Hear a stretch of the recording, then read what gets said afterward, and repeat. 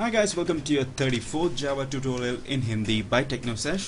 इस वीडियो में मैं आपको थ्रेड का थियरी समझाने की कोशिश करूंगा। इस वीडियो के लिए मैंने दो छोटा सा फाइल डायग्राम बनाया है।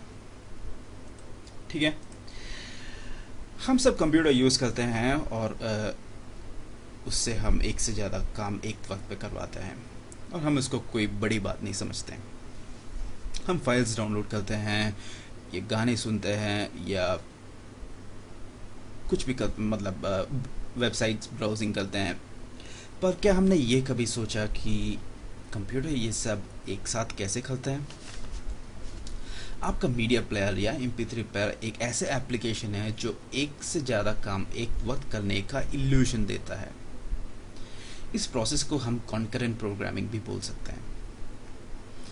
पर हमें ये भी पता है कि CPU एक वक्त पर एक ही प्रोसेस को एग्जीक्यूट कर सकता है। अब आपका MP3 प्लेयर या फिर आपका मीडिया प्लेयर एक कॉन्करेंट एप्लीकेशन बन गया है। इस एप्लीकेशन में कई सारे प्रोसेसेस होता है, जैसे volume control, sound playing, equaliser चलाना एट्सेट्रा। पर हर एक काम एक अलग प्रोसेस होता है।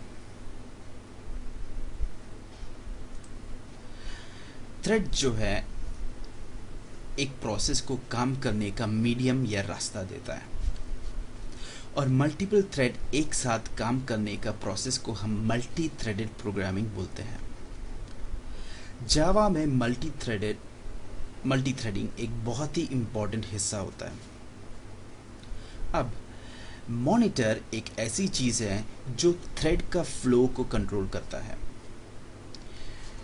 मॉनिटर CPU के सामने खड़ा रहता है और डिसाइड करता है कि कौन सा थ्रेड कब एग्जीक्यूट होगा। मॉनिटर को आप एक ट्रैफिक पुलिस की तरह भी समझ सकते हैं और गाड़ियों को जो है थ्रेड की तरह समझ सकते हैं। ठीक है, इससे आपका थोड़ा सा सोचना भी मतलब थोड़ा सा आसान हो सकता है। इस कंट्रोल करने वाली काम को मॉनिटर की थ्रेड को कंट्रोल करने वाली काम को सिंक्रोनाइजेशन बोलते हैं। जावा में हम मॉनिटर पे प्रोग्रामिंग नहीं करेंगे क्योंकि हमें सिर्फ थ्रेड का स्टेट बताना पड़ता है और जावा वर्चुअल मशीन आगे का सारा काम खुद ही कर देता है। इसका मतलब ये है कि हमें अलग से मॉनिटर के ऊपर प्रोग्रामिंग करने की कोई ज़रूरत नहीं होता है। थ्रेड का दो स्टेट होता है मॉनिटर के सामने और वो है नोटिफाई और वेट। वेट से थ्रेड वेट या रुकने का काम करता है। इस वक्त पर कोई और थ्रेड को CPU से काम करवाने के लिए वो वेट करता है। बेसिकली अगर मान लीजिए हमारा थ्रेड 2 वेटिंग पर है तो थ्रेड 1 जो है CPU में काम कर रहा है या CPU से काम करवा रहा है, क्योंकि हमें ये पता है कि CPU एक वक्त पर एक ही काम करता है।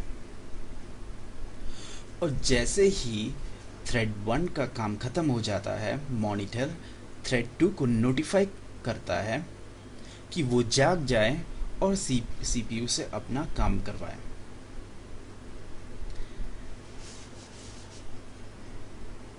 इसी से मेरे को ये लगता है कि आपको थोड़ी बहुत थ्रेड का फंक्शनिंग समझ में आ गया है।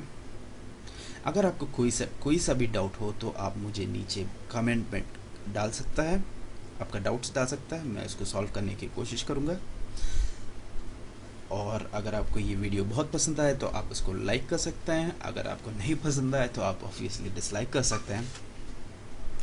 अगर आपको ये मेरे वीडियो का सीरीज़ जो है कंटिन्यूसली देखता रहना है तो आप ऊपर सब्सक्राइब बटन भी क्लिक कर सकते हैं। ठीक है, इसी से मैं ये वीडियो यहीं पर समाप्त करता हूँ। आगे मैं आपको प्रोग्रामिंग दिखाऊंगा, थ्रेड सिंक्रोनाइजेशन का प्रोग्रामिंग दिखाऊंगा। ठीक है, सी यू गाइस लेटर, बाय।